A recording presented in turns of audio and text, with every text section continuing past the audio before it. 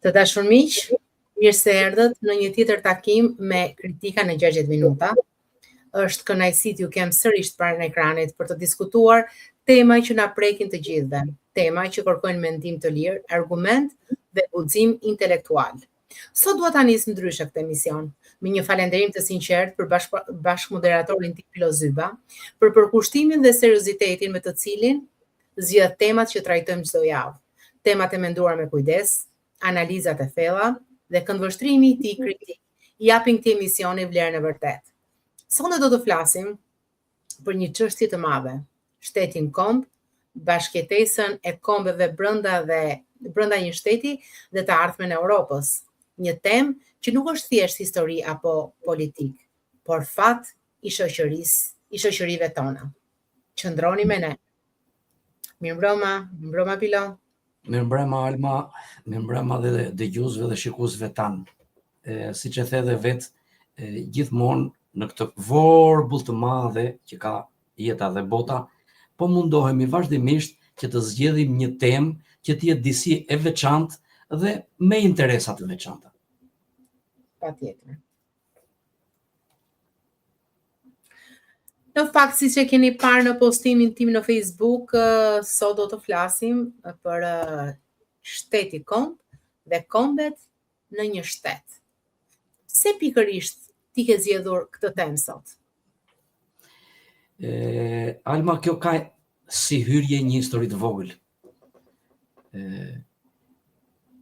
Mbas çlirimit, apo si mund të them, çlirimit të Amerikës së Madhe nga Anglia dhe të vendeve të tjera të Amerikës, u zgjua edhe Europa dhe filluan në një betejë të një pasnjeshme, mbas viteve 1800, filluan të krijonin kombet e tyre dhe shtetet e tyre. Por unë nuk do ndalem në këtë rrugë që ka ndodhur, domethënë përderi do të dalem atje ku mua më dhemb dhe ku unë kam interes të them dëgjuesve dhe shikuesve diçka të veçantë.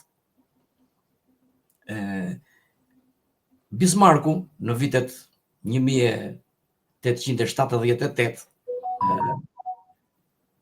duke u mbledhur si Evropë për krijimin e shteteve, aty ishin krijuar më parë shtetet si Greqia, si Rumania, si Bullgaria. Të gjithë këto shtete u krijuan mbi 3 baza të shëndosha që u quajtën atëre. Domethënë, që të quhej atëre një komb, duhet të kishte në brendësi të tij një histori të tij, duhet të kishte një fe të tij, gjë që e ngatërrojnë në përgjithësi dhe vetë Europën, ose mund të them na ngatërrojnë më shumë ne. Sepse duke kërkuar në përbërjen e një shteti, historinë, gjuhën dhe për ta bërë atë komb fen, neve u ndodhëm në 1878 jashtë kësaj lufte, aq sa edhe Bismarcku tha, kush është Shqipëria? Është një pikë që nuk ka as fe të përcaktuar dhe nuk ka as gjuhë të përcaktuar. Pra neve nuk kishim një gjuhë sepse prej 500 vjetësh na kishte ndaluar Turqia.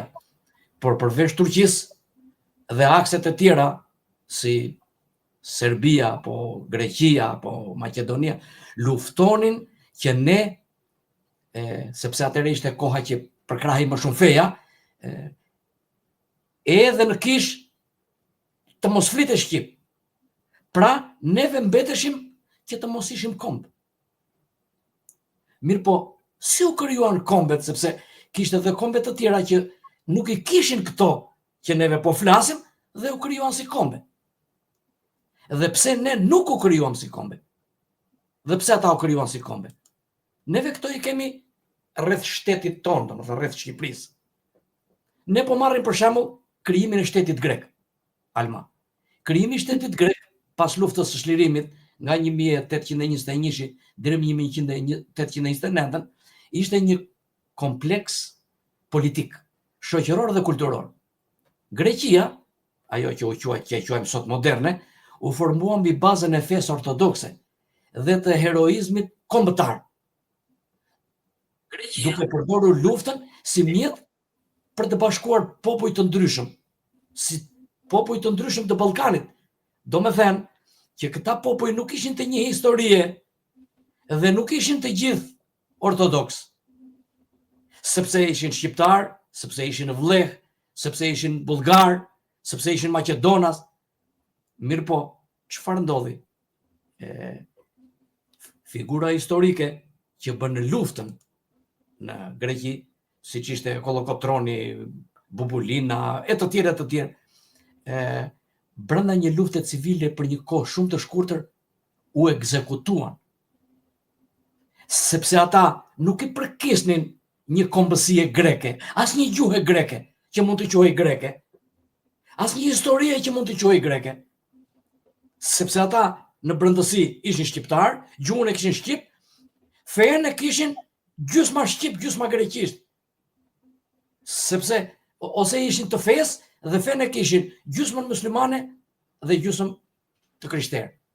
Dhe kur mbaroi lufta, të gjithë muslimanët, se ata bën një bashkim gjatë kohës së luftës, ashtu siç donte të bënte Enver Hoxha dhe balli kombëtar kundër fashizmit, në fund Enver Hoxha doli më vete edhe i diskreditoi ose i vrau, po kështu bëri dhe më përpara Greqia, me këtë shtetin e ri grek që quhet.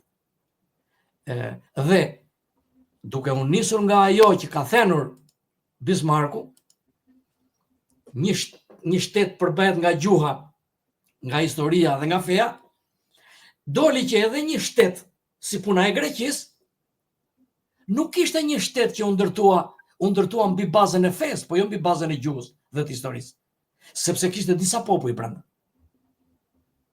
Dhe çfarë bëri historia greke? Historia greke për më shumë se 200 vjet që jemi sot afërsisht këtu, luftoi dhe i mblodhi të gjithë në një fe dhe në një gjuhë, me reprezalje, me edukim, me gënjeshtra, nuk ka rëndësi se si, por këtë e bëri dhe arriti.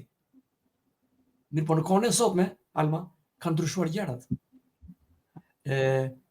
Popujt janë zgjuar. Pra edhe në Greqi fjala vjen, njerëzit janë zgjuar dhe po kërkojnë historinë e tyre. Dhe historia e tyre është gjuha e tyre. Dhe ata po e kërkojnë atë gjuhën e tyre dhe po flasin vazhdimisht mbi të. Dhe çfarë sjell kjo kërkesë? Kjo kërkesë sjell dhe diskrediton në një farë mënyre ose në një mënyrë të plot atë që është bërë para 200 vjetësh për eliminimin e tyre ose për t'i mbledhur të gjithë në një fe dhe në një gjuhë. Nuk mbarojmë këtu, sepse nuk po marrim si epicentër Greqinë. Greqinë unë e mora si të them, si ballafaqim që neve të bëjmë me te.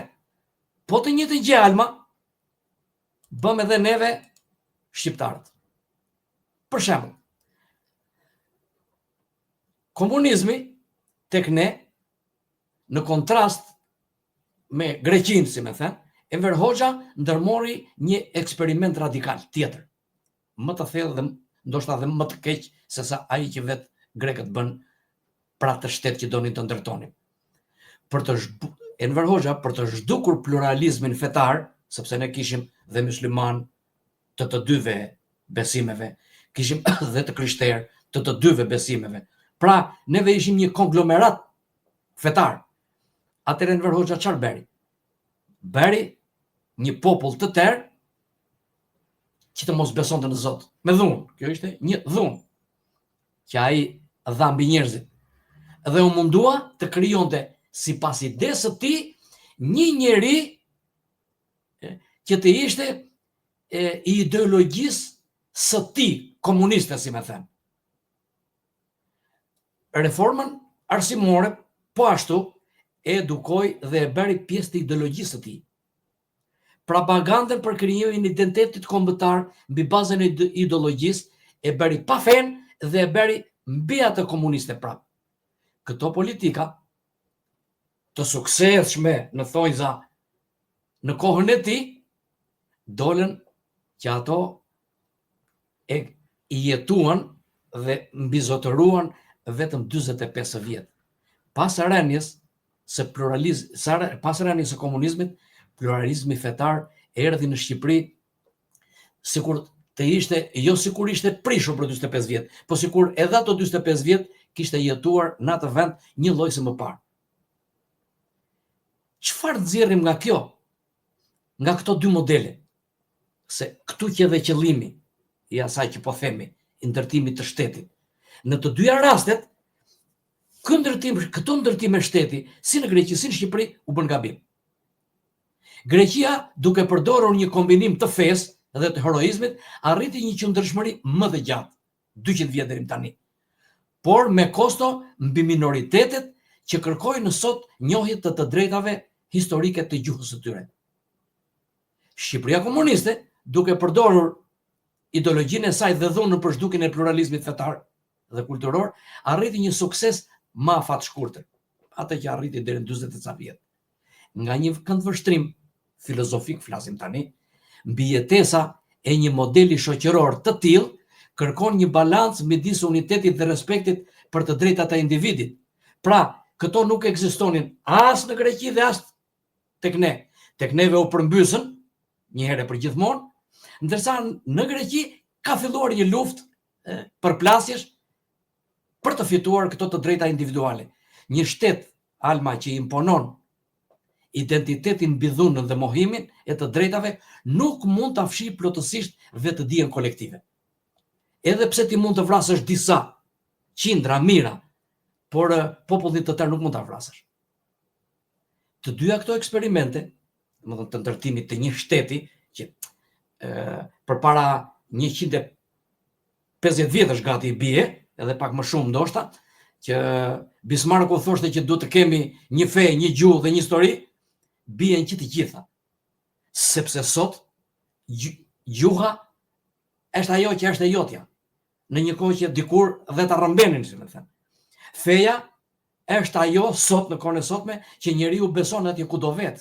Pra është e renur ajo. Nuk mund të ndërtosh një komb mbi një fe. Feja është ti jemi në një shtëpi, ti je musliman, unë jam krishter, ti je budist, mund të jesh çfarë të doj. Bile mbi të drejtat e njeriu sot, dhuna dhe mohimi të drejtave individuale në botë është i dënueshëm, edhe i papranueshëm. Forca e mbinjetese në Greqi nuk justifikoi dhunën ndaj minoriteteve, ndërsa dështimi i një modeli ideologjik, Shqipëria komuniste, tregon kufizimin e shkatërrimit të pluralizmit dhe lirisë individuale. Që të dyja rrugët, edhe ajo greke dhe shqiptare, bien ndesh me të drejtat dhe liritë e njeriut. Ato janë dhunuese dhe të dënueshme për metodat që përdoren për të arritur qëllimet e tyre. Megjithatë, rezultati i tyre historik është konstatues mbi jetesa e shtetit grek 200 vjet dhe dështimi i modelit komunist shqiptar për 45 vjet. Ilustrojnë forcën dhe kufizimin e modeleve të ndërtimit të identitetit mbi dhunën.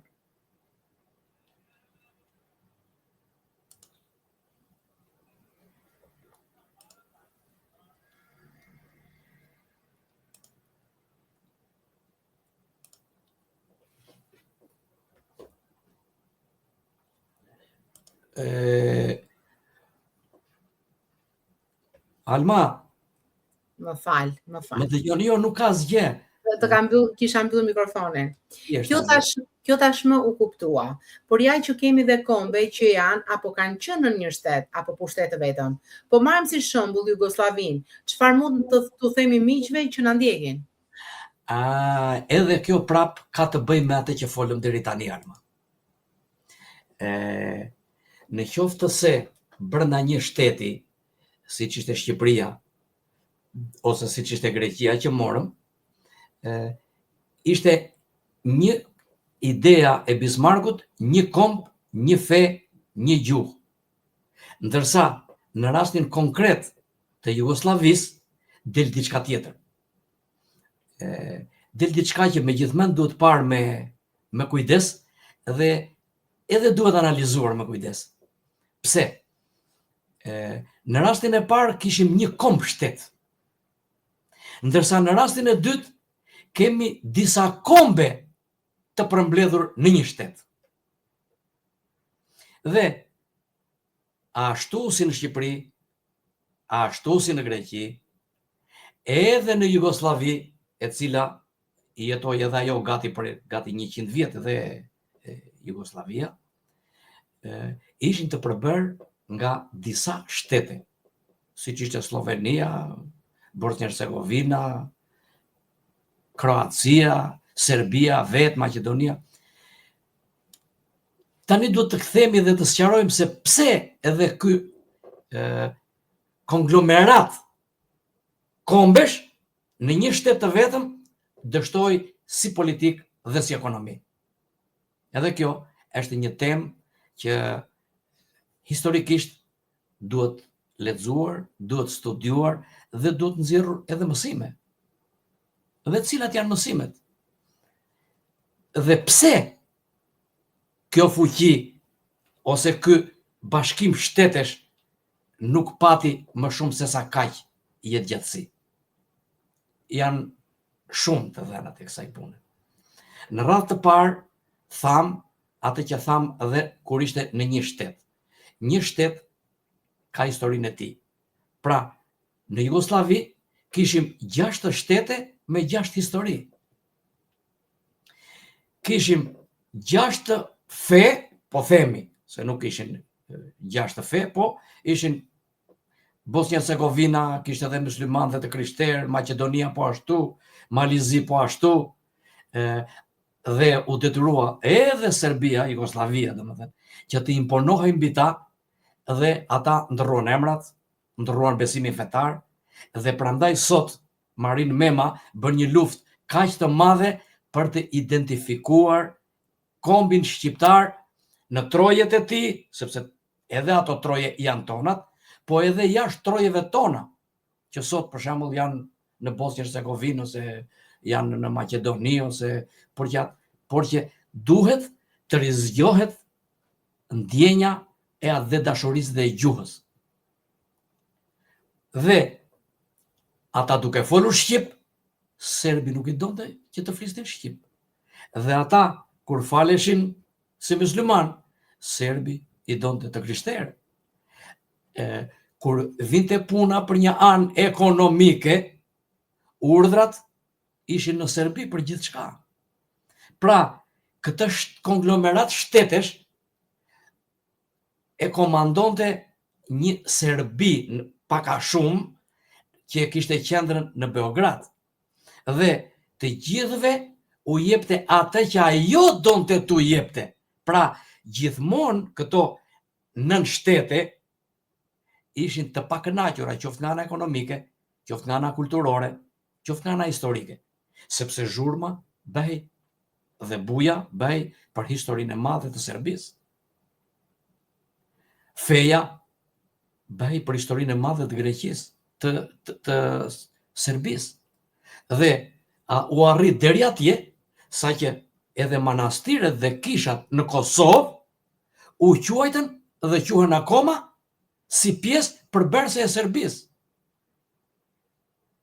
Kjo solli përplasjet dhe në një moment të pacaktuar, domethënë me kështu, por që revolta solli përçarjen, solli luftrat, solli ndarjen e çdo kombi më vete.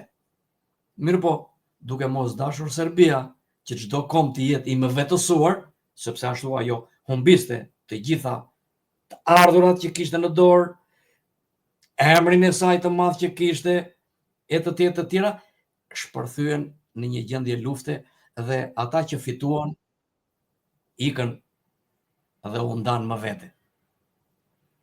Pra, është po e njëjta gjë si në rastin që tham për Shqipërinë, por në rastin ton apo të Greqisë kishte të bënte gjuha, historia dhe feja, në një konglomerat shtetesh kishin të bënin kombet me historinë e tyre të veçantë dhe gjuhën e tyre të veçantë. Pra, po ta marrim kështu konkretisht dhe të flasim, do themi këtë. Në Kosovë nuk kishte gjuhë shqipe, në një kohë që të gjithë kosovarët ishin shqiptarë. Pra kjo ishte një dhunë. Kjo ishte një dhunë. Dhe të gjithë kosovarët ishin të detyruar që nga klasa e parë derisa të mbaronin të mësonin gjuhën serbe. Pra, me një kalim më të avancuar të kohës, ata nuk do ishin më shqiptarë, do ishin gjithë serbë. Pila, do të ndërpres. Jo, s'ka që s'prish punë. Kështu si po thoni ju, është edhe Amerika, e ndarë në 53 shtete. Sipas jush, duhet të shpërbëhet si Rusia apo Jugoslavia? Alma, nuk e di se nga i gjen këto pyetje, po janë megjithënë me interes, sepse paralelizmi që bëjmë tani ndërmjet Jugosllavisë dhe Amerikës, unë mendoj që është i njëjtë.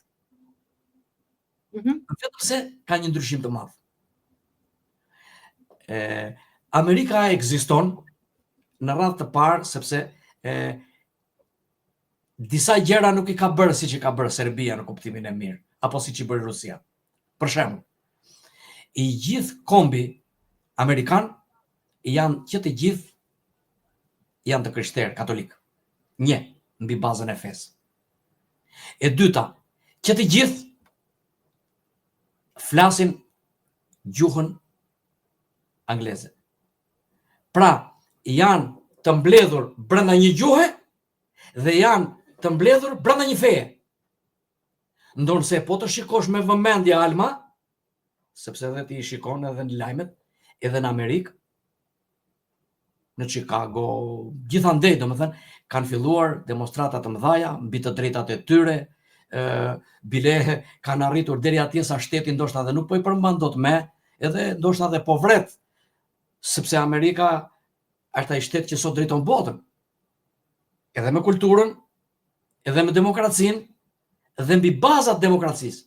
Mirëpo, dhe ai dashje pa dashje po e kthen forcën e tij qoftë ideologjike, qoftë shtetërore, sepse vetë shteti si fjalë do me thënë dhunë, edhe ata po përdorin dhunën mbi njerëzit. Dhe nga njëra anë po përdorin vetë dhunën, dhe nga ana tjetër i thonë Iranit që ti mos i vri njerëzit. Shteti, Alma, është dhunus, duam s'duam, kjo duhet pranuar, sepse shteti ka ndërtuar disa ligje, dhe ato ligje që dikush i shkel, ai njeri është i destinuar të shkojë në burg. Na pëlqejnë apo nuk na pëlqejnë. Në rastin konkret, amerikanët ngrihen dhe bërtasin se njerëzit në Iran nuk kanë të drejtat e tyre. Edhe në Amerikë njerëzit nuk kanë të drejtat e tyre. Kjo është një propagandë që bëhet mbi bazën e gënjeshtrave. Vetëm se, duke u nxitur nga amerikanët në Iran, njerëzit po vriten më shumë se sa po vriten brenda në Amerikë apo diku tjetër. Në të gjitha shtetet që njerëzit ngrihen, kudo ka reprezalje. Kjo ka ndodhur dhe tek neve me 90-ën, e njëshin, kur u vranë në Shkodër, e pastaj kur u vranë në Tiranë, e të tjera. Nuk mund të shmangemi dot këtyre gjërave. Dhe kjo bëhet vetëm për një gjë. Për të qëndruar shteti në këmbët e veta. Sepse demonstrata nuk është gjë tjetër, vetëm se një kërkesë e madhe, nuk po them vetëm për përmbysje, se përmbysja është kur vjen fundi, por është shprehje e pakënaqësisë së masave. Por këto shprehje të pakënaqësisë së masave, normale që në Amerikë do jenë më të vogla se sa në Iran, do të jenë më të vogla se sa në Palestinë. Pse? Sepse shteti amerikan është një shtet i pasur. Pak rëndësi ka pastaj të bëjmë analizat se pse është më i pasur, e ku di unë, po. Duke qenë më i pasur, dhe problemet janë më të pakta. Por, edhe në qoftë se do jenë të pakta, kjo nuk do të thotë që është gjithçka, kur themi ne në Shqip, si në vaj ose mjaltë. Asgjë kundi. Dhe duam s'duam ne, të gjitha këto problematika dhe këto përplasje janë pjesë e prishjes së unitetit të këtyre shteteve që janë të gjitha bashkë, siç është edhe Amerika, 53 shtete sa është. Pilo, kështu si spjegoni ju, spjegoni ju, mua dhe miqve që na ndjekin, na jep të kuptojmë që edhe Europa është një shumicë kombesh në drejtimin e një parlamenti të zgjedhur nga shtetet. Çfarë ndryshimi ka nga Amerika? Është më mirë apo më keq në rastin konkret? Këtu, Alma, se neve si shqiptarë, domethënë, dëshira e madhe për të vrapuar drejt Evropës, na ka mbyllur një çik atë syrin e mendjes për të parë përpara. Edhe ti, por edhe unë, për këto 36 vjet kam jetuar dhe kam punuar në disa vende të Evropës. Në disa vende të dobta dhe në disa vende të fuqishme. Njëherë në radhë të parë, shteti i Evropës së Bashkuar, sepse unë e quaj shtet të gjithë së mbledhur së bashku, kupton? Këta e quajnë Europë e Bashkuar, po për mua është një lloj. Ky shtet i përbashkët është i përbërë nga 27 copëza të bashkangjitura për të bërë një mendim, për të ndërtuar një ide, për të ndërtuar një njeri. Nuk është kaq e lehtë. Edhe do të them sepse nuk është kaq e lehtë, sepse çdo shtet ka ideologjinë e tij. Çdo shtet ka ekonominë e tij. Çdo shtet ka mekanizmat e tij. Kjo është e para. E dyta, sot po ndodh në Europë diçka që të gjithë e dim, por nuk duan ta vare ose nuk duan ta thonë.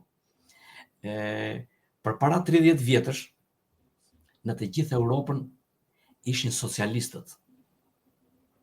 Ana sociale.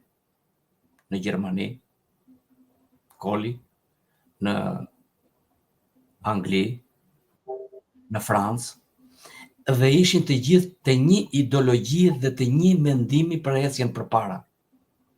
Sot ka ndryshuar gjërat. Në vendin tënd, ti si drejtues Europe, me mendimet e tua, je socialist. Dhe ke idenë e ndërtimit social të Europës së Bashkuar.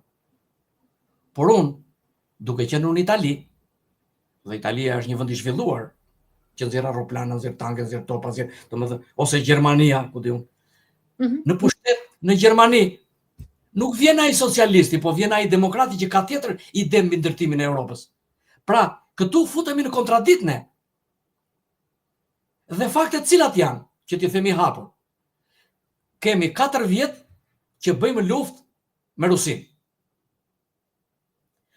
Në këtë luftë është e përfshirë e gjithë Europa, ndashta e quajmë si NATO, ndashta e quajmë pa NATO, se nuk ka rëndësi emërimi. Mirë, po çfarë po ndodh? Po ndodh që Hungaria nuk bëhet pjesë e luftës. As jep pare, as përkrah idenë e luftës me Rusinë. Çekia, po ashtu. Spanja, po ashtu. Pra, kur vete puna për të marrur një vendim të përgjithshëm ose të përbashkët kundër Rusisë, kemi 2 gabime. Njëra është që nuk përputhemi, që është më e keqja, dhe ana tjetër që ka shumë rëndësi, është ajo që duhet ta hedhim me votim një herë që të vendosim se çfarë do bëjmë. Pra, në qoftë se Putini merr një vendim dhe nesër hedh 3 bomba, që ta bëj këtë Europa, do të mblidhen të 27-ët, do të flasim, do ta bëjnë gati të votojnë dhe të shikojmë. Mirë, po lufta nuk zhvillohet kështu. Hajde të mblidhemi ne të flasim, edhe muajin tjetër hedhim një bombë, në një kohë që tjetri po të hedh bomba për ditë. Edhe kjo është një atakim brenda vetes. Unë, Alma, dua të them një gjë në drejtim të kësaj teme që diskutojmë bashkë. Europa, për mendimin tim tani flas, shpjegon me hollësi dhe me detaje se çfarë është Europa, domethënë do të sqaroj. Europa e sotme nuk është thjesht një bashkim shtetesh. Ajo është një eksperiment historik unik. Domethënë po bëhet eksperiment që përpiqet të tejkalojë modelin klasik të perandorive, pa përdorur pushtim të drejtë për drejtë. Domethënë hajde mblidhuni këtu tek unë, dhe qendra është në Bruksel. Dhe komanda është në Bruksel. Ndërsa Spanja është në delë të Semës e Greqia në fund të botës. Të gjithë jemi një lloj, thot ai. Megjithatë, pavarësisht formës së butë ekonomike apo juridike institucionale që kanë ndërtuar, thembra e Akilit mbetet e njëjtë edhe për Bashkimin Evropian. Bashkimi i etnive të ndryshme në një identitet të përbashkët, emocional dhe historik. Nuk ka shans që një shqiptar, ndose nuk jemi në Europë, po një shqiptar të ketë një mendim të përbashkët dhe ta përqafoj kaq kollaj një mendim të një gjermani apo një mendim të një anglezi. Ballkani ynë, pse ka mbetur i tërë i pa futur në Europë? Bile edhe Greqia, Alma, ka mbetur është futur në Europë sepse kishte kohën për të futur në Europë në atë luftë që bëi. Se po t'ishte sot me gjendjen ekonomike që ka, edhe ajo është një lloj si të gjithë shtetet. Nuk është më mirë se Serbia, këtë po ta them unë.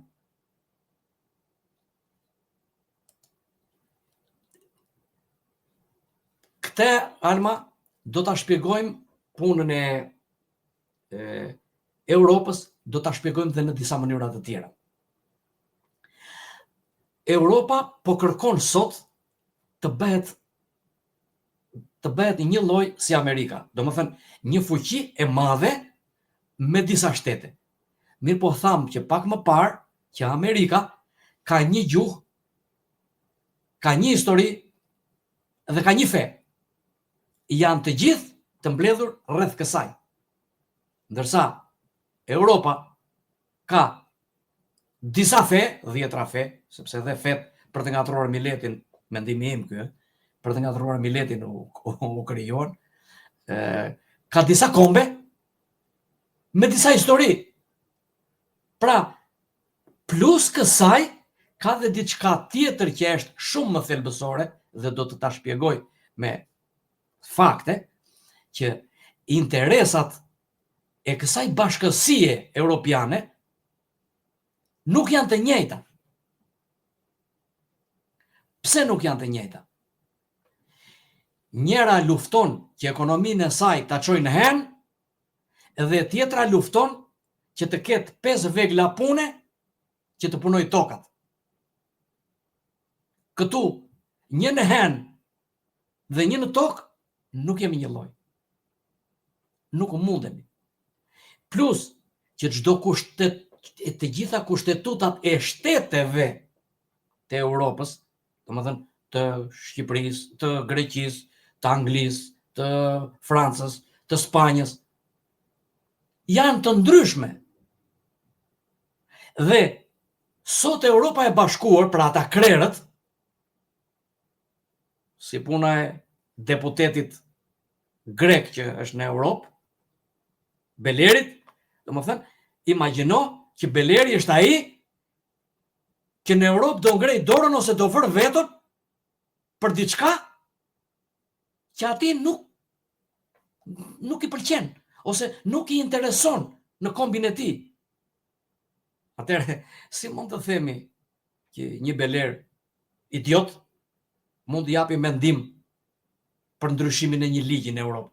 Tjetri nuk di të shkruajë emrin e tij. Pra, këtu po veprojmë mbi bazat e interesave politike. Bazat e interesave politike të kushtetutës time në Shqipëri janë ndryshe, bazat e kushtetutës në Angli janë ndryshe, baza e Gjermanisë janë ndryshe. Tani Van der Leyen i thot, të ndërtojmë një kushtetutë të përbashkët, edhe brenda kësaj kushtetutë të jetojmë të gjithë. Po brenda kësaj nuk mund të jetojmë neve të gjithë. Sepse Gjermani ndërton një zetor, se kështu i themi neve, traktor zetor, që bën 50.000 euro dhe ja jep me kredi Shqipërisë, po them se po përmend shumë herë Greqin edhe duket sikur kam diçka me Greqin. Ja çon Spanjës. Bujku i Spanjës duhet të punoj 30 vjet që të laj atë traktor. Pra këtu nuk mund të jemi të barabartë në një kohë që unë jap domate edhe ti jep aeroplan. Këtu jemi, mendimi im është ky, dhe koha do ta vërtetoj, neve vrapojmë për të futur drejt Evropës, por Evropa duam apo s'duam ne, do shkoj dashje pa dashje drejt një shpërberje, Alma. Dhe edhe problemet Europës, po të shikosh në luftën që ndodhi midis Rusisë dhe Ukrainës, edhe shtetet u përçan njëri me tjetrin. Njëri jep të lek, tjetri s'jep të lek, sepse tjetri ka hall të rregulloj vendin e tij, do shpinë e tij. Pra, asnjëherë nuk do gjendet, nëse do ta themi në gjuhë figurative, një strumbullar i cili të jetë i njëjti për të gjithë. Këtu ke një shtëpi Alma të vogël, me 2 fëmijë dhe prindrit që bëjnë 4, edhe janë 4 mendje në shtëpi për të duar të bësh diçka. Jo me 450 milion milet në këtë Europë, e cila sot ka dhe një gjë tjetër që dua ta them dhe këtë. Prej 35 apo 40 vjetësh, po bëhet një luftë e madhe edhe në Europë. Dhe të gjitha këto problemet që ndodhin nga lindja e mesme, nga Libia, nga Irani, nga Iraku, të gjithë këta njerëz kanë ikur nga luftrat dhe janë pranuar në Europën e Bashkuar. Të gjithë këta njerëz, Alma, mendimi im është ky tani, të gjithë këta njerëz që vinë nga këto vende janë njerëz me një psikologji që sot nuk i përshtaten dot Europës. Edhe këtu në Angli, ku neve jetojmë të dy. Vete tek një zyrë, është e drejta jote. Dakor, e drejta jote është. Po vete atje ti, edhe punojësja që ti vete merr firmën apo të vë firmën, është me një shamin kokë. Është kështu apo s'është kështu? Po ajo nuk mund të pranojë kaq kollaj, dhe kur vete puna, që i cënohin interesat e saj, edhe ajo ka filluar dhe po del në grevë për Palestinën, në emër të Palestinës, se po dali dhe për vete, në mes të Londrës, në mes të Parisit. Kjo çfarë është? Kjo është një përçarje brenda komunitetit evropian. Mendimi im është ky. Pra, nuk janë dakord me këto ligje që ti po nxjerr. Dhe këtë po shikojmë unë ti më mirë se kudo, sepse përpara 15 vjetësh në këtë vend ishin krejt ndryshe gjërat në krahasim me sot. Apo s'është kështu? Po. Dhe dua thjesht të them se pse mendoj unë që edhe Europa do vi një ditë që do marrë rrugën drejt shpërbërjes së saj. Kam parasysh historinë, Alma. Historia nuk të fal. Dhe për të bindur dhe ata që më dëgjojnë e më shikojnë, do them se përpara 2000 vjetësh, perandoria romake u shtri mbi kombe, mbi gjuhë dhe kultura të ndryshme, sepse arriti gjysmën e Europës, gjysmën e Azisë, ku di unë, ande tutje nga e të tjera. Dhe ajo mbijetoi për shekuj, jo sepse i bashkoi shpirtërisht popujt e vet, por sepse kishte një administrat të fortë, sepse ishte koha e dhunës, kishte një ushtri të pamposhtur dhe një rend ligjor të imponuar.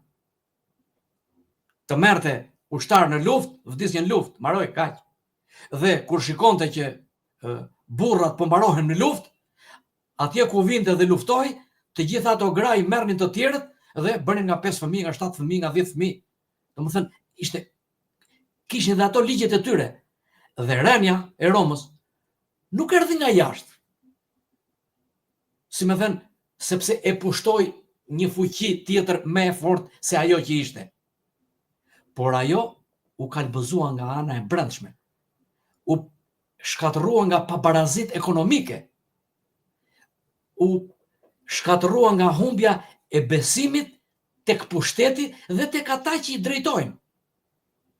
Tani, kur ajo ndodhi, mund të them unë me të drejtën time sot, që edhe Europa ka të njëjtën rrugë, dhe këtë po ta them. Të sqarojmë mbi fakte që i kam jetuar vetë. Si ka mundësi që të jetë i kënaqur një spanjoll apo një shqiptar, fjala vjen duke qenë në Evropë, flasim gjithmonë, kur Gjermania merrte gazin nga Rusia, merrte naftën nga Rusia, në kuptimin e mirë, e fuste në përcisternat e saj, dhe nga 2 lekë që kishte marrë, u ashiste të gjitha vendeve të Evropës me 3 lekë. Kjo është Evropë e Bashkuar, Alma. Jemi të barabartë neve në këtë gjë këtu. Kjo është Europa e coptuar. Pra, si mundet? Domethënë, që të kemi neve të marrim gazin nga Rusia, fjala vjen, po them, se kur për gazin po e marrim si shembull, dhe ta kemi në të gjithë Evropën e Bashkuar, duhet ta kemi një lloj. Do thuash ti, nuk jemi në një shtet të centralizuar. Shiko këtu. Në momentin që ti e ke rrogën 3.000 pound dhe unë e kam 1.000 pound në Shqipëri, në Serbi, në Maqedonia apo në Spanjë, neve kur nuk do jemi të barabartë këtu. Edhe ne ecjen tonë, ne ecjen tende përpara. E para, e dyta, ti si shtet evropian, domethënë, prandaj e përmenda Romën, si shtet evropian, domethënë si qendër, ti i jep lekët atje ku ke ti interesat më të mëdha. Sot interesat më të mëdhaja janë në fabrikat e luftës, që prodhojnë armatimin. Pra, duke u dhënur atyre fonde, forcohen ata dhe pjesa tjetër e botës, domethënë e botës evropiane flas, mbetin to komplet e mbaruar.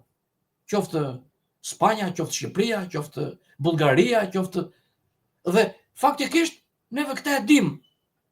Të paktën neve që kemi shëtitur dhe e dim.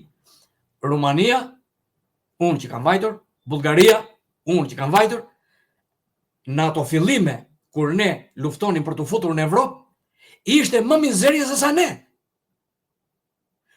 Dhe përse Rumania u fut me të dyja këmbët dhe ne akoma nuk jemi futur?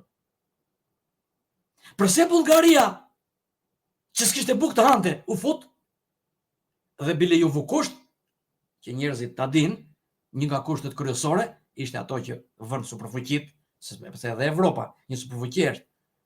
Do futesh në Europë, por centralin për ta marrë, do ta fshish nga harta. Domethënë, ashtu siç e thot Amerika Iranit sot, uraniumin do ta zhdukësh, armë për ta marrë s'ka. Pra është kusht. Pra ti nuk mund të zhvillohesh si ti do. Do zhvillohesh si do ai që është si për teje. Dhe ata që janë afër Brukselit, siç është Gjermania, Hollanda, Belgjika, Franca, aty i gatuajnë, e kanë lugën afër dhe marrin ato më të domosdoshmet apo to më të mëdhajat apo to më të shumtat që u duhen. Ndërsa ata që janë më larg, Rumania, Bullgaria, Greqia, Franca, do marrin më pak. E kështu nuk jemi të barabartë. Pra kjo është ajo që si në rastin e perandorisë romake është detyruar një ditë të mos jetojmë me, nga kontraditat që krijohen. Po kështu, duke ikur nga ajo tema e Romës, kthehemi prap, sepse të njëjtat gjëra janë. Kthehemi te perandoria tjetër, aq e madhe, sa ç'ishte perandoria otomane. Perandoria otomane mbijetoi gjatë duke menaxhuar dallimet fetare dhe ato etnike. Por nuk krijoi kurrë një identitet të përbashkët osman, që këta të quheshin, siç themi sot për shembull, turq. Sepse nuk mund të bëhet kaq kollaj një shqiptar turk. Nuk mund të bëhet kaq kollaj një gjerman turk. Nuk mund të bëhet kaq kollaj një serb turk. Kur nacionalizmi u zgjua, Perandoria u shpërbre gradualisht. Pse? Mbi jetesa kishte qenë funksionale, jo e brendësuar, jo e gjitha një glob i brendshëm. Jo, si mund të them, ishte një komunitet i shpërber, ishin disa kombe, disa gjuhë që mbaheshin me dhunë. Dhe tani dua të them diçka tjetër, Alma. Më fal. Kjo diçkaja tjetër është ajo që na përshtatet neve më shumë sot. Do flasim për perandorin austro-hungareze, e cila kishte brenda saj Serbin, Çekin, edhe të gjitha ato vendet e pjesët që i dim të gjithë. Në një nga antologjit më të afërta të Europës sot, është Austro-Hungaria. Austro-Hungaria i përngjet Europës së Bashkuar sot. Më dëgjon? Po, dëgjoj shumë mirë. Austro-Hungaria, që ishte dhe ajo perandori, i përngjuan sot Europës së Bashkuar, që kishte shumë kombe brenda, gjuhë të ndryshme dhe ekonomi të barabarta, ashtu siç e ka dhe Europa sot. Dhe një qendër vendimmarrëse, siç e kemi sot në Belgjik, edhe ata e kishin në qendër aty në Austri.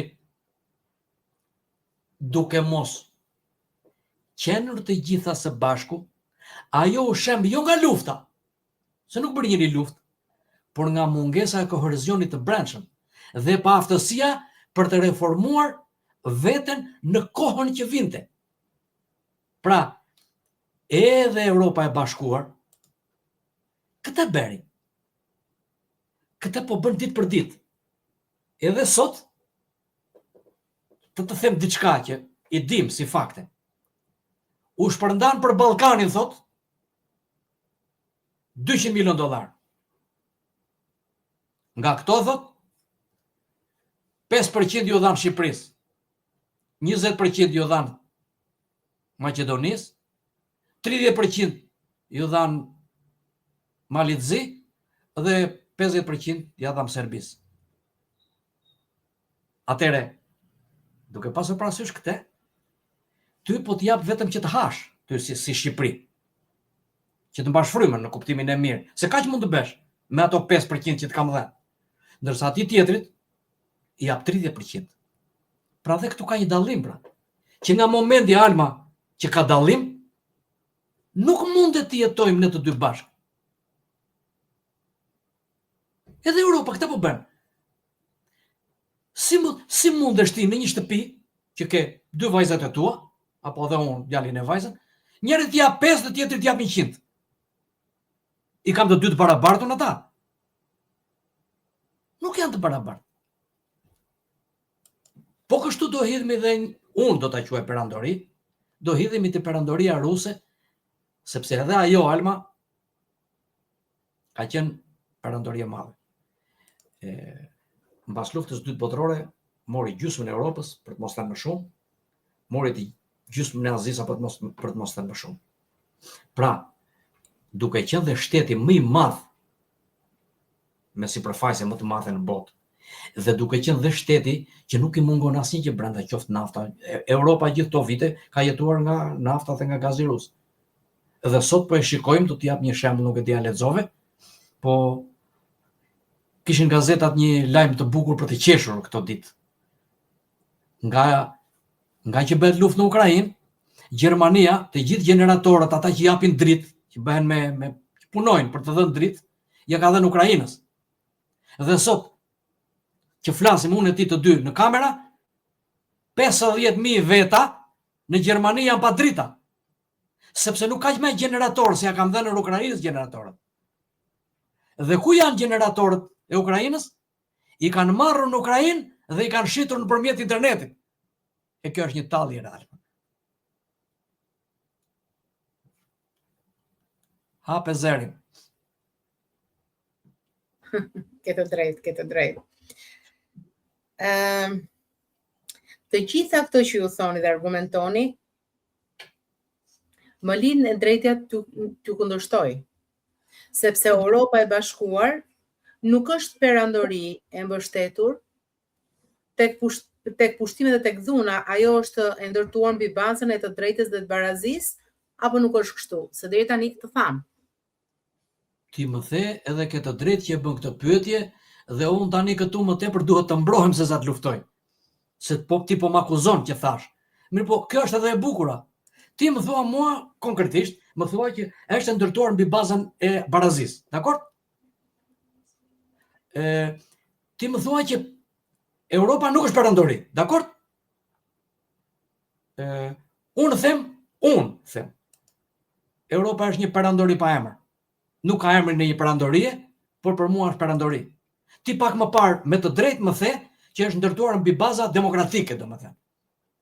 Si që nga ndërtuar mbi baza demokratike, kur pak më parë, sikur ta dinja, e lëshova një fjalë, ty ti jep 5 e mua më jep 20. Demokraci është kjo. Alma, Europa moderne, përmes Unionit Evropian dhe NATO-s, ka krijuar një hapësirë të përbashkët ekonomike. Një sistem rregullash dhe një arkitekturë sigurie, sipas saj, se nuk e ka kërcënuar njeri. Po ashtu, edhe perandorit e dikushme, vendimet merreshin në qendër. Domethënë vendimet merreshin në Rom, kur ishte Roma e lashtë, dhe vinin deri në Turqi apo në Rumani. Pasojat gjithmonë kur ka perandori të mëdhaja, ashtu siç ishte edhe Rusia, që ta thash prap, Rusisë nuk i mungonte asnjë gjë. Pse vdiq Rusia aq e madhe dhe aq e fuqishme? Vdiq sepse vdiq ideja. Vdiq ideja e zhvillimit. Sepse Rusia, duke qenë një perandori e madhe, kur erdhi puna që Çekia në 68-ën kërkoi të drejtën e saj, i vajti mbi tanke dhe e shkeli dhe e shtypi. Kur u ngrit Polonia, e shkeli dhe e shtypi. Pra, u mohoi të drejtat e tyre. Duke u mohuar të drejtat e tyre, kombet ngrihen, nuk të falin, nuk do të drejtën e tij tjetri. Ndërsa në rastin konkret, ti thua që është ndërtuar mbi baza demokratike në Europë. Nuk duhet ta pranoj këtë që është ndërtuar mbi baza demokratike. Pse? Sepse do të them një shembull për ne. Tani që erdhën kushte të vështira, neve kishim fabrika armatimi në Shqipëri. Sot, që kërciti lufta në Europë, lart edhe andej poshtë, kanë ardhur dhe kanë hapin fabrikat tona për prodhimin e armëve. Do thuash ti çfarë armësh prodhojmë ne? Prodhojmë ne armë.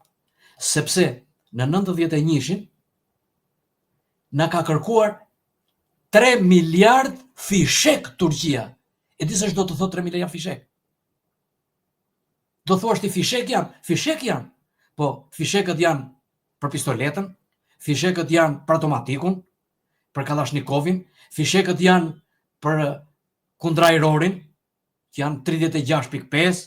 Domethënë fishek që janë të gjithë ata e predha. Po me ata lufton njeriu, me ato predha, me ato fishek lufton. Pse sot po kërkojnë që të rindërtojnë? Po i kërkojnë të rindërtojnë nisur nga kushtet. Pra, jo sepse i mori malli që në Shqipëri të bien një fabrikë armatimi, por duke qenë se është gjysmë e gatshme, apo e gatshme, fusin pajisjet dhe mbaron prodhimin. Plus që edhe nëse do t'i bjerë kush, do t'i bjerë fabrikës që prodhon, pra do të bjerë ty dhe mua, nuk do t'i bjerë atij tjetrit që jep komandën ande nga anët e tjera. Kupton? Kuptoj, Pilo, skenaret e mundshëm të së ardhmes së Europës. Shiko Alma, tani edhe Europa po ndryshon. Edhe do ta themi edhe këtë duam s'duam.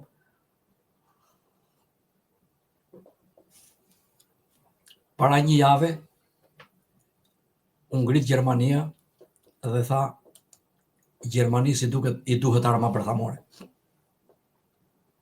Tani këtu do të shikoj një çik Alma. Dhe Gjon, Tani do të shikoj sepse më duket shumë serioze kjo pyetje që më bëre.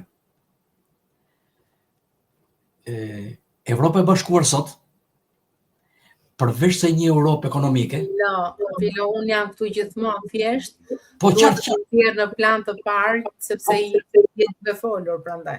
kuptoj shumë mirë, se nuk e kam, po e kam fjalën që kur të shikoj kështu më duket sikur më dëgjon më mirë, duket mua. Shiko, Europa e Bashkuar deri tani ishte në NATO dhe kishte të bënte vetëm me ekonominë e këtyre shteteve. Po çfarë ndodhi? Ndodhi ajo që të thash pak më parë. Tani po kërkon që të bëhet dhe një fuqi ushtarake. Sepse ai tjetri po lë në baltën dhe matan, se ka interesat e veta. Janë ata kombet që kanë interesat e tyre, që tham deri tani. Iku ai, po i bie Iranit ai, se atje ka interesat e veta. Ky tani çfarë do bëj Europa? Europa tani kërkon patjetër të fuqizohet ushtarikisht. Përveç fuqizimit ushtarakisht, u ngrit kancelari dhe tha në Gjermani, edhe neve na duhet arma bërthamore. Tani jam kurioz unë të pyes Almën. Do t'i thot Amerika apo Franca apo Anglia Gjermanis, shët, nuk do ndërtosh armë bërthamore. Ti si mendon? Sepse Iranit po i them, nuk të bësh armë bërthamore, se nuk të lejon. Tani Gjermania kërkon të bëjë armë bërthamore, si do t'i bëhet? Do t'i thot Amerikani nuk të le? Këtu pra nuk ka pabarazi, motra ime. Edhe kjo pabarazia është ajo që na sjell në kontradikta. Dhe kjo pabarazia është ajo që na krijon dhe luftrat. Se edhe luftat që po bëhen në Rusi, për këtë punë po bëhet në Ukrainë. Nga këto kontradikta. Lere se çfarë thon historirat. Janë fabrikat atje, janë centralet bërthamore të Evropës. 2 centralet më të mëdha bërthamore të Evropës i ka Ukraina. Ukraina ishte ajo që prodhonte armët bërthamore për Rusinë. E la Rusia, tani do t'ja marri. Me dhun, pa dhun, çfarë të bëhet, do ta marri. Ashtu siç edhe Amerika i tha një herë, 2 herë atij Maduro, zore, vërmend, bëj kështu si të them unë. Ai tha unë nuk bëj si thua ti. Po do bësh re qerrata se tjetri ka forcën. Mirë po, pastaj ai ikim nga demokracia, Alma, se ne flasim po mirë kuptim dhe demokraci. Atëre flasim për Amerikën apo për Rusinë apo pra që të gjitha janë një lloj motra ime. Edhe Rusia bëri të njëjtën gjë në Ukrainë, edhe Amerika po bën të njëjtën gjë në Venezuelë, të njëjtën gjë në Iran, të njëjtën gjë ka bërë në Afganistan, të njëjtën gjë ka bërë në Kore, të njëjtën gjë ka bërë në Vietnam, të njëjtën gjë bëri Rusia atë që po bën tani, të njëjtën gjë bëri Rusia edhe në Çeki, të njëjtën gjë bëri edhe në Hungari, të njëjtën gjë bëri edhe në Poloni. Pra, interesat janë ato që i bëjnë shtetet e fuqishme të jenë të dhunshëm, sepse duan përfitimet e tyre ndaj të vegjëlve. Pra edhe Europa e Bashkuar është ajo që përbehet ka 3-4 koka, siç është Gjermania, Anglia, Franca, ku diun, dhe të gjitha këto janë ata në qendër, dhe të tjerët, ta them kështu në mënyrë figurative, alegorike, do hanë thërrimet që ata lënë në tavolinat e tyre.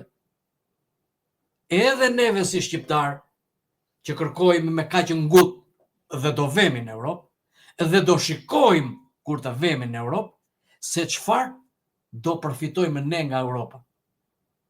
Ne do përfitojmë vetëm atë që do jemi në një grup të madh për sigurinë tonë, por edhe ana ekonomike, në qoftë se nuk punon vetë Alma, askush nuk vjen të vërë një gur në themelin e shtëpisë tënde.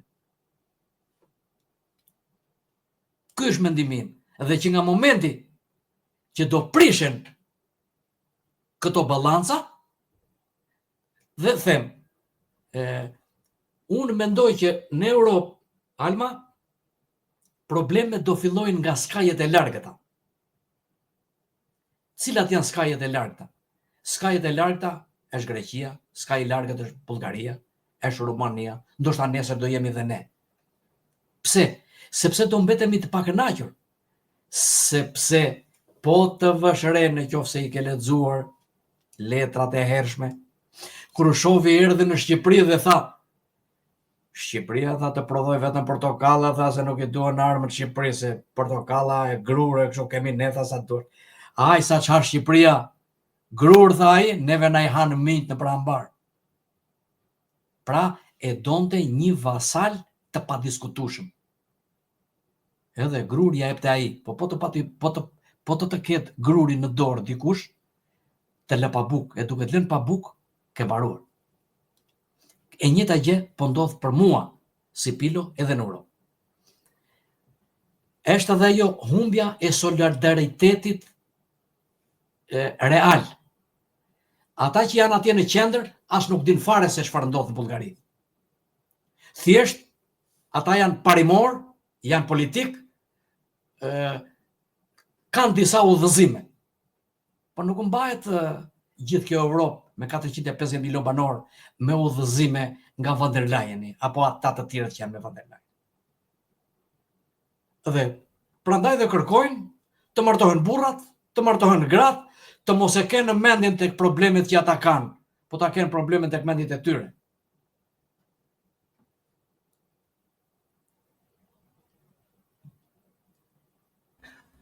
Pilo, do me thonë, ju mendoni se Europa në një të ardhme të largët nuk ka perspektiv, shkon drejt shpërbërjes. Këtë e dëgjoj dhe nuk dua ta besoj. Atëherë, përse ne bëjmë kaq luftë? Dëgjoj. Dëgjoj. Okej. Shiko, unë personalisht, Alma, dua të them shkurt e pastë, domethënë mendimin tim. Sipas mendimit tim, dhe uroj që të zhgënjehem në këtë drejtim, unë mendoj se Europa po shkon drejt një shpërbërjeje graduale. Ore, pse neve po luftojmë për të hyrë në Europë? Të dua të di. Sepse shiko, neve gjithmonë për shumë gjëra kemi qenë të vonuar. Kjo ka qenë natyra jonë.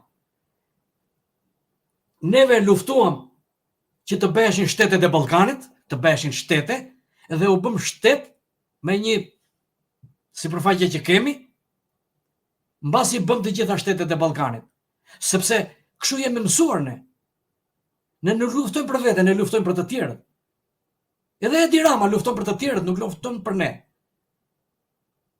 Se nuk dua të flas, se ndoshta nuk i përshtatem dhe temës, por në kohën e sotme të vesh në Izrael dhe të thuash që djali im do marrë këtë fe, apo gruaja ime ka këtë fe, apo unë kam këtë fe, për një drejtues të një shteti, të një kombi, mua më duket fyrje për vete si Pilo po flas këtu tani. Sepse në fund të fundit do të them diçka. Logjikisht ti atë djalin tënd apo të vajzën tënde sot e ke në dorë dhe e çon ti në xhami dhe thua që ky do bëhet musliman. Por unë si Pilo nuk jam dakord. Se ai si të bëhet 18 vjeç mund të mos jetë musliman, bëhet i krishterë, bëhet budist. Pra edhe në Europa, gjithse kush, brez pas brezi, çdo brez ka mendimet e veta. Dhe ashtu si dhe ato që thamë më lart, Europa nuk do shpërbehet me luftë, nuk do kërcasi luftë. Por do bëhet me dalje individuale. Vjet se ti je me pasaport italiane, italianët kërcënuan që do dalin në Europa. Është kështu ose është kështu?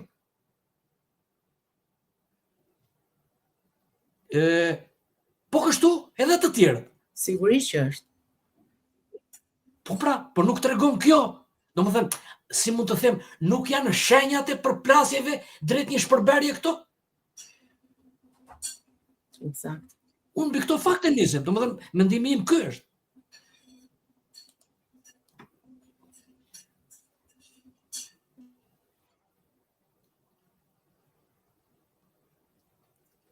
Dhe nga të gjitha këto që argumentojmë, Alma, mendimi final, sepse edhe ora po bën punën e vet, mendimi final është ky. Paralelizmi ndërmjet Jugosllavisë, perandorisë, Amerikës, Europës na çon sipas logjikës time në një përfundim të qartë. Asnjë bashkim nuk mbijeton gjatë nëse uniteti ndërtohet mbi strukturë dhe jo mbi plan të dallimit. Lufta apo dhuna nuk i shuan kontradiktat. Domethënë, unë të tundoj ty të bësh si të them unë. Ashtu siç po ndodh tani me Amerikën, me Iranin, ashtu siç po ndodh me Rusinë. Dhuna vetëm se i ndes kontradiktat, nuk mundet t'i shuaj. Por as integrimi formal nuk i shtuk ato. Domethënë, edhe Europa është në një, si mund ta quaj unë, në një varg që lundron në det, nuk përplaset akoma nga dallgët se është qetë, por dikush do përplaset nga i krah. Për mendimin tim, dhe duke e mbyllur këtu, unë them që Europa sot ndodhet në një udhkryq historik. Mendimi im është ky. Ose do të gjejë një mënyrë të re bashkëjetese reale ndërmjet popujve dhe ndërmjet kombeve, ose do të ndjekë rrugën e perandorive që nuk e dëgjuan kohën e tyre. Ky nuk është një parashikim, por sipas logjikës time, është një paralajmërim logjik. Dhe nga ato që unë lexoj me mendjen time. Dhe këtu mendoj që i tham të gjitha ato që duheshin thënë mbi këtë temë, jo se s'ka të tjera. Ka, po duhet i lëm vend në fakt edhe kohës. Në fakt Pilo shumë herë më lë pa fjalë sepse je shumë i saktë në ato mendime që thua. Të falenderoj. Dhe jemi në mbyllje, pikërisht në mbyllje të emisionit. Të dashur miq, kjo ishte kritika në 60 minuta për sot. Shpresojmë që diskutimi ynë për t'ju dhënë për këtë temë dhe për t'ju dhënë jo vetëm informacion, por edhe arsye për të reflektuar, për të vënë në dyshim të vërtetën, e gatshme dhe për të parë realitetin me sy kritik. Faleminderit edhe një herë bashkë moderatorit tim Pilo Zyba për analizën dhe mendimet e tij gjithmonë sfiduese. Faleminderit juve që na ndiqni, që na shkruani dhe bëni pjesë e këtij dialogu publik. Ritakohemi të martën tjetër, në orën 18, me një tjetër temë, po kaq të rëndësishme. Natën e mirë.